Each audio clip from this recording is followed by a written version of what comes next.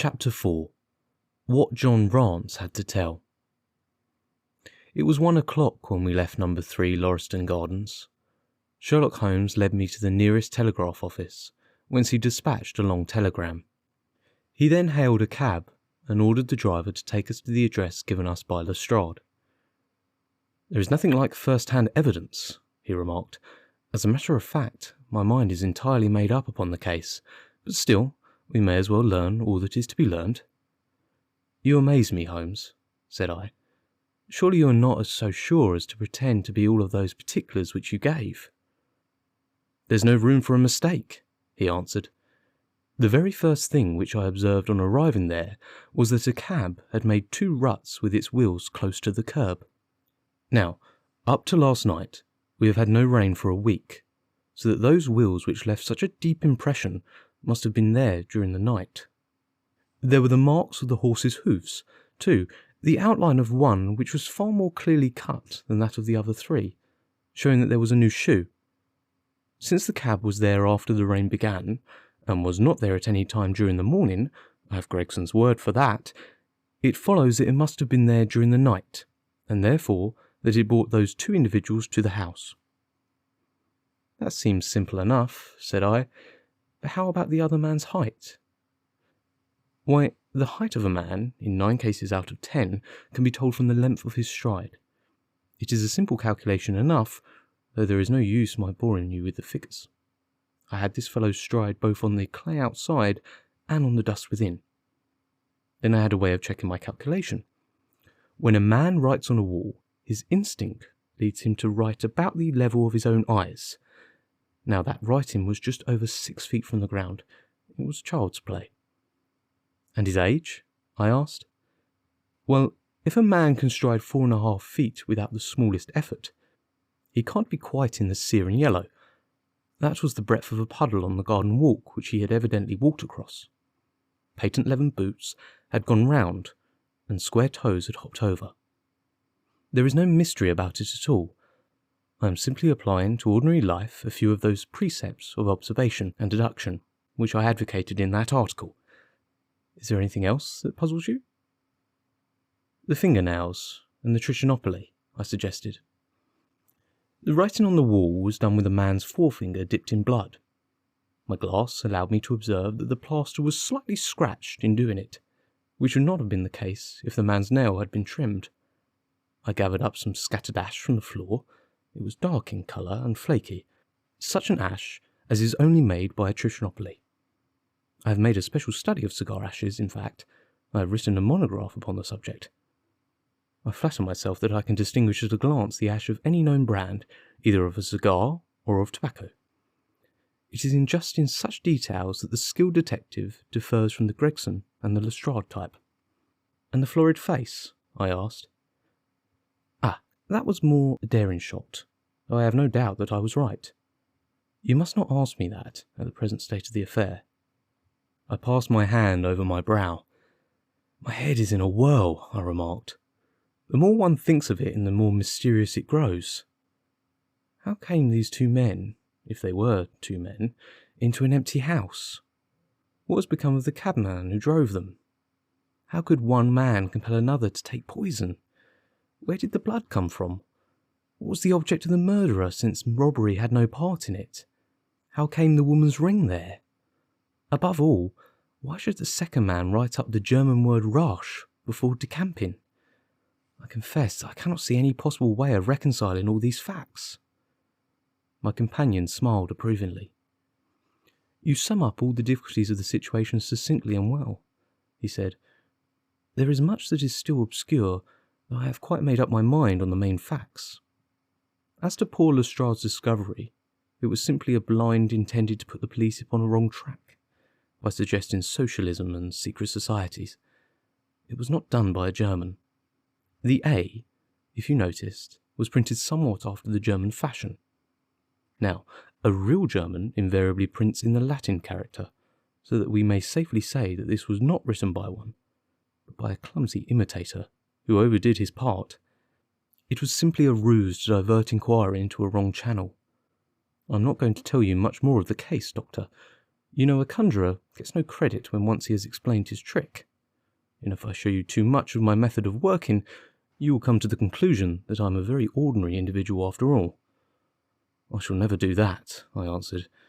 You have brought detection as near an exact science as it ever will be brought in this world. My companion flushed up with pleasure at my words, and the earnest way in which I uttered them. I had already observed that he was as sensitive to flattery on the score of his art as any girl could be of her beauty. I'll tell you one other thing, he said. Patent Levers and Square Toes came in the same cab, and they walked down the pathway together as friendly as possible, arm in arm, in all probability. When they got inside, they walked up and down the room, or rather, Patent Leathers stood still while Square Toes walked up and down. I could read all that in the dust, and I could read that as he walked, he grew more and more excited. That is shown by the increased length of his strides. He was talking all the while, and working himself up, no doubt, into a fury. Then the tragedy occurred. I've told you all I know myself now, for the rest is mere surmise and conjecture.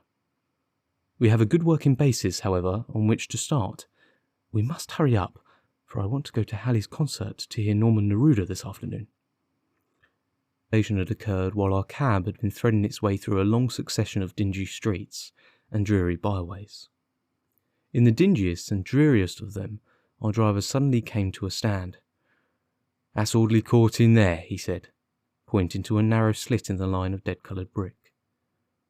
"You'll find me here when you come back." Audley Court was not an attractive locality. The narrow passage led us into a quadrangle paved with flags and lined by sordid dwellings.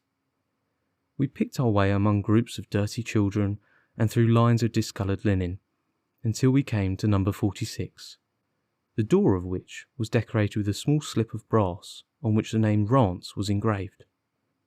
On inquiry, we found that the constable was in bed, and we were shown into a little front parlour to await his coming. He appeared presently, looking a little irritable at being disturbed in his slumbers. "I made my report at the office," he said. Holmes took a half-sovereign from his pockets and played with it pensively.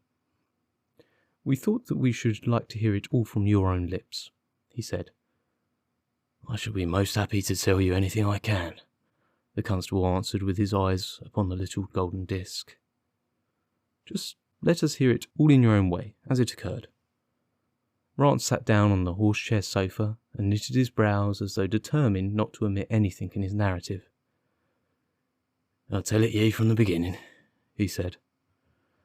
"My time is from 10 at night to 6 in the morning. At 11 there was a fight at the White Hart, but by that all was quiet enough on the beat. At 1 o'clock it began to rain, and I met Harry Murcher, him who has the Holland Grove beat, and we stood together at the corner of Henrietta Street a-talking. Presently, maybe about 2 or a little after, I thought I would take a look around and see that all was right down the Brixton Road. It was precious dirty and lonely. Not a soul did I meet all the way down, though a cab or two went past me. I was strolling down, thinking between ourselves how uncommon handy a 4 of gin hot would be, when suddenly the glint of a light caught my eye in the window of that same house. Now I knew that them 2 houses in Lauriston Gardens was empty on account of him, owns them who won't have the drains see to. But the very last tenant what lived in one of them died of typhoid fever. I was knocked all in a heap, therefore, at seeing a light in the window, and I suspected as something was wrong.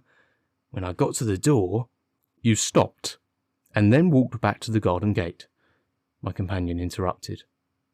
"What did you do that for?" Rance gave a violent jump, and stared at Sherlock Holmes with the utmost amazement upon his features. "Why, that's true, sir," he said, "though how you come to know it, heaven only knows. You see, when I got up to the door, it was so still and so lonesome that I thought it would be none the worse for someone with me. I ain't afeard of anything on this side of the grave, but I thought that maybe it was him that died on the old typhoid inspecting the drains what killed him. The thought gave me kind of a turn, and I walked back to the gate to see if I could see Murcher's lantern. But there wasn't no sign of him nor of anyone else. There was no one in the street. Not a living soul, sir, nor as much as a dog. Then I pulled myself together and went back and pushed the door open. All was quiet inside, so I went into the room where the light was a-burning. There was a candle flickering on the mantelpiece, a red wax one, and by its light I saw... Yes, I know all that you saw. You walked round the room several times, and you knelt down by the body. And then you walked through and tried the kitchen door, and then... John Rance sprang to his feet with a frightened face and suspicion in his eyes. "Where was you hid to see all that?" he cried. "It seems to me that you knows a deal more than you should." Holmes laughed and threw his card across the table to the constable. "Don't get arrested me for the murder," he said. "I am one of the hounds, not the wolf. Mr. Gregson or Mr. Lestrade will answer for that. Go on, though. What did you do next?" Rance resumed his seat, without, however, losing his mystified expression. "I went back to the gate and sounded my whistle. That brought Murcher and two more to the spot." "Was the street empty, then?" "Well, it was, as far as anybody that could be of any good goes." "What do you mean?" The constable's features broadened into a grin. "I've seen many a drunk chap in my time," he said, "but never anyone so crying drunk as that cove. He was at the gate when I came out, a-leaning upon again the railings, and a-singing at the pitch of his lungs about Columbine's newfangled banner, or some such stuff. He couldn't stand, far less help." "What sort of man was he?" asked Sherlock Holmes. John Rance appeared to be somewhat irritated at this digression. "He was an uncommon drunk sort of man," he said. "He'd have found himself in the station if it wouldn't been so took up." "His face, his dress, didn't you notice them?" Holmes broke in impatiently. "I shouldn't think I did notice them, seeing that I had to prop him up, me and Murcher between us. He was a long chap with a red face, the lower part muffled round." "That will do," cried Holmes. "What became of him?" "We'd enough to do without looking after him," the policeman said in an aggrieved voice. "I'll wager he found his way home all right." "How was he dressed?" "A brown overcoat." "Had he a whip in his hand?" "A whip? No." "He must have left it behind," muttered my companion. "You didn't happen to see or hear a cab after that?" "No." "There's half a sovereign for you," my companion said, standing up and taking his hat. "I'm afraid, Rance, that you'll never rise in the force. That head of yours should be for use as well as an ornament. You might have gained your sergeant's stripes last night. The man whom you held in your hands is the man who holds the clue of this mystery, and whom we are seeking. There is no use of arguing about it now. I'll tell you that is so. Come along, Doctor." We started off for the cab together, leaving our informant incredulous, but obviously uncomfortable. "The blundering fool," Holmes said bitterly as we drove back to our lodgings. "Just to think of his having such an incomparable bit of good luck, and not taking advantage of it." "I am rather in the dark still. It is true that the description of this man tallies with your idea of the second party in this mystery, but why should he come back to the house after leaving it? That is not the way of criminals. The ring, man, the ring! That was what he came back for. If we have no other way of catching him, we can always bait our line with the ring. I shall have him, Doctor. I'll lay you 2 to 1 that I have him. I must thank you for it all.